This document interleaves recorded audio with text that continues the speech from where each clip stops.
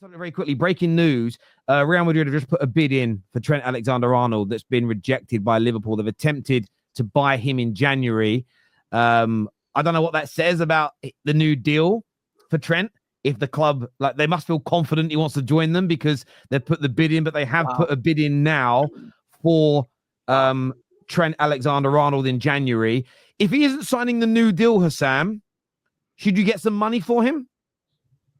No, because I want us to go far in these competitions. I'm not an accountant. The money never gets spent anyway, with Fenway Sports Group. So it doesn't change my life. It's not like they're going to go sign a right back. They're just going to say Conor Bradley is the replacement. So with this Trent situation, I'm not surprised by this, to be honest with you. I've already said I think the two stay, Trent leaves. The Real Madrid call is a different call. Potts is going to have to deal with it in the summer with Saliba.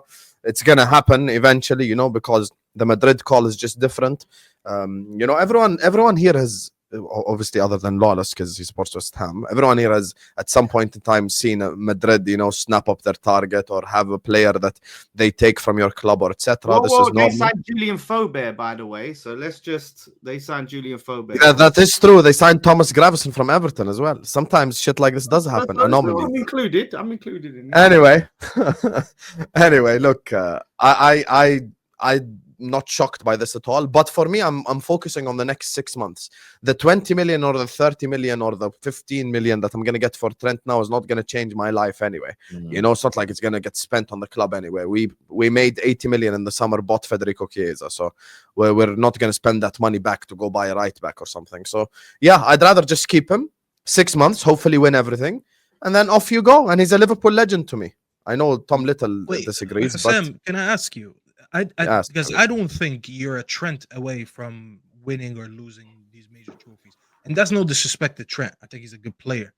But he's not Trent that's giving you about 15, 16 assists a season that he did, 3, 5 years ago? He doesn't do that no more, And you're saying that 30, 40 million or whatever it is that you're getting from Liverpool. I'm assuming it's 30 million.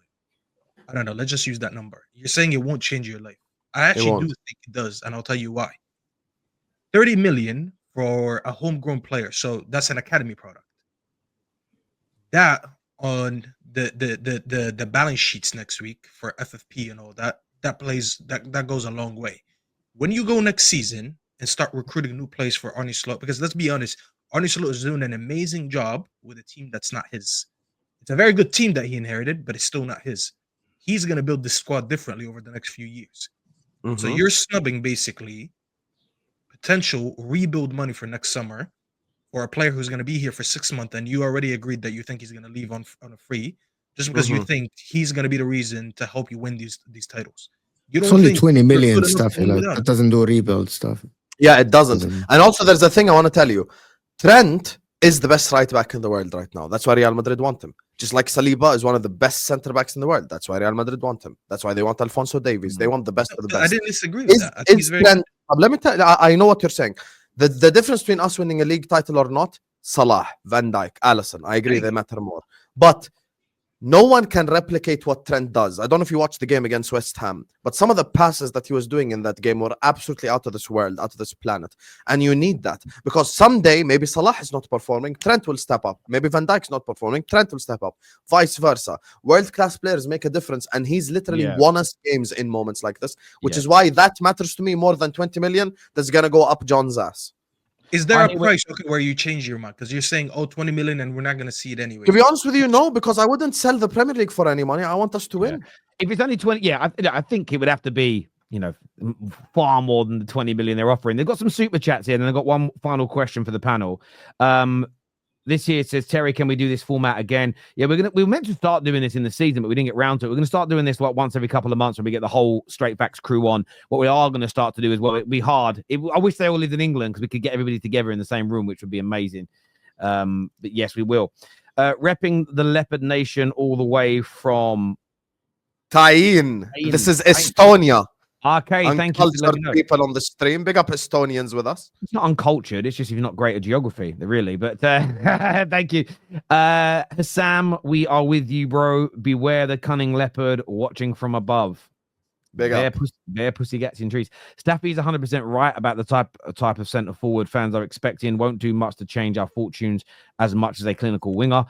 Kudos, Mbomo, Mamouche are the only sensible options. A centre forward needs a tactical rework. Marmouche is a good signing, by the way. He also says here the last thing Arsenal fans need is another robot. This team's biggest issue. I think they mean robot in terms of someone that's a clinical scorer, not someone who has no. I met a poacher. He just yeah. He wants a poacher, not an all-round striker. Yes. That's what I mean. Anyone think Saka is going to come back at the same level? Personally worried with the history of grade 3 hamstrings not working out. Unfortunately, most likely not. Unfortunately, a big deal.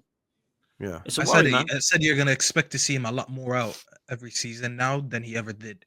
Because it's just I watched the NBA a lot, and the number one injury in the NBA is hamstring issue. Yeah, the Once other a player gets a tear, every couple weeks you'll see he's out. Before the end of the show, there's another question. I want to throw this United question. I want to throw it to Nobbins to begin with. United heavily linked in the press and confirmed that there's big interest by Fabrizio in the left fullback, wing back, left back in Kirkes. You spoke earlier about what United need to improve on. Do you think this would be an ideal, like one of the first ideal additions to the United squad to help the team moving forward?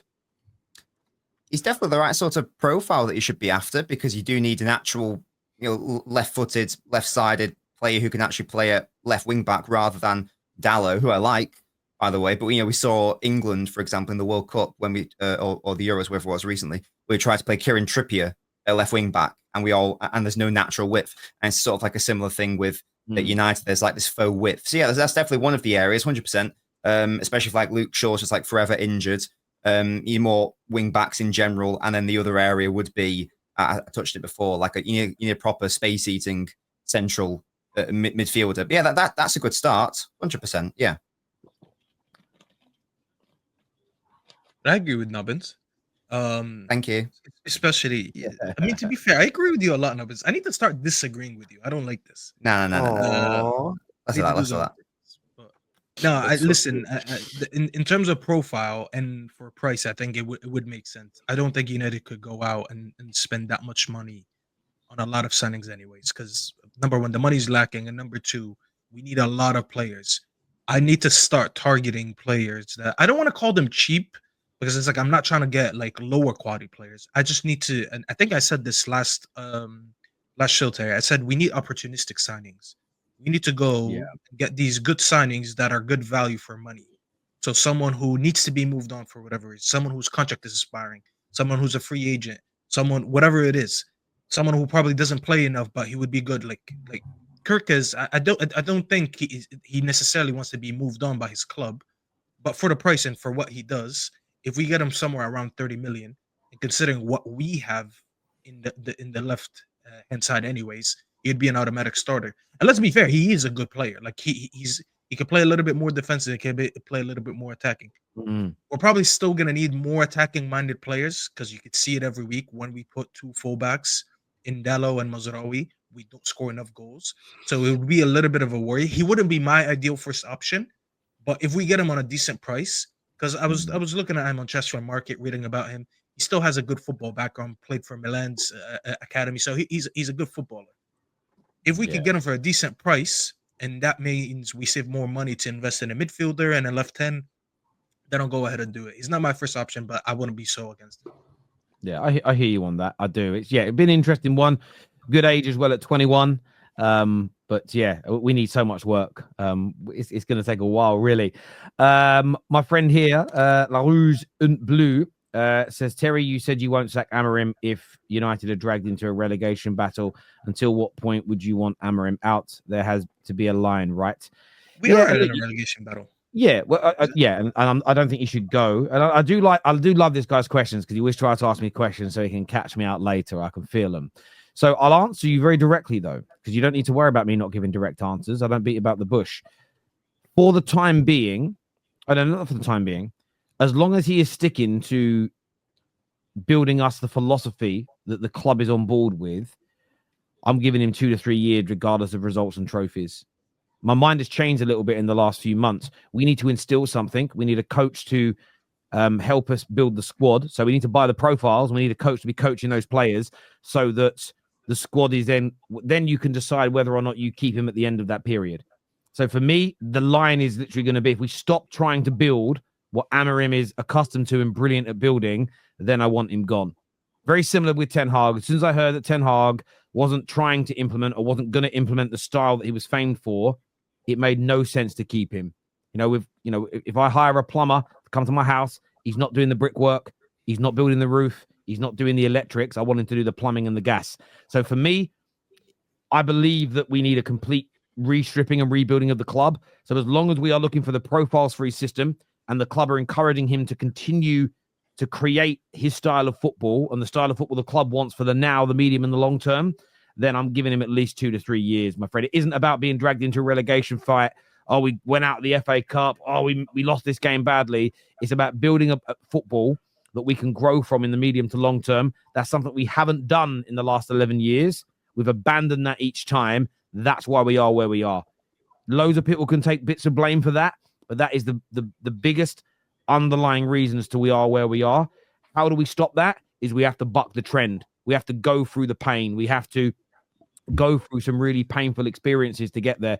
And that's what I like about Amorim, because he has told us all this was going to happen. At first, I thought he was being a little bit bashful. Turns out he was just telling the complete truth. He literally said in his first interview, there are going to be many games where we get exposed and get hurt, but we have to go through this pain to get to the other side. So I'm prepared to give him that time because I like his honesty. It's as simple as that for me. People can disagree with me. Fair enough. They can give their opinions, but that's how long I'm giving this manager. He isn't the only manager to have said that, by the way. Mourinho, Ragnick, all these guys have said there's problems here, and everyone just laughed and said it was all them that they're toxic, it's poisonous. Yeah. Nah, man, they were right. No, I absolutely agree. And this is where, like, the conversations I've had over the years about United, I do get triggered by it because I'm very sensitive about the fact that there's only a handful of us, myself and Neeks, Indiana, that doesn't really do shows anymore, Canadian Cam, KJ, and a few on other platforms. We've spoken about the underlying problems at this club forever. And most of the shows we do always end up being about sack a manager, not. Terry, but you said the manager should go. Yes, but I didn't say it would fix us. Oh, you said this player was good. Yeah, I got that wrong. But really and truly, him being shit isn't the reason we're bad. Man United fans have been too focused on the aesthetics and the low-hanging fruit and never the root cause problem. We've got an opportunity here to fix it. And that is what I'm going to push us to do. Yes, I'll criticize games when we're bad. Yes, I'll celebrate games when we win. But what we shouldn't do as Man United fans is cheat the process and not ignore the root cause problems. We've ignored it for 11 years, and that is why we are where we are. Not just because of Amorim or Ten Hag or Jose or Ineos or Woodward specifically. They've all played a part, but the only way to get out of it is to buck the trend. So people may disagree, but we will see.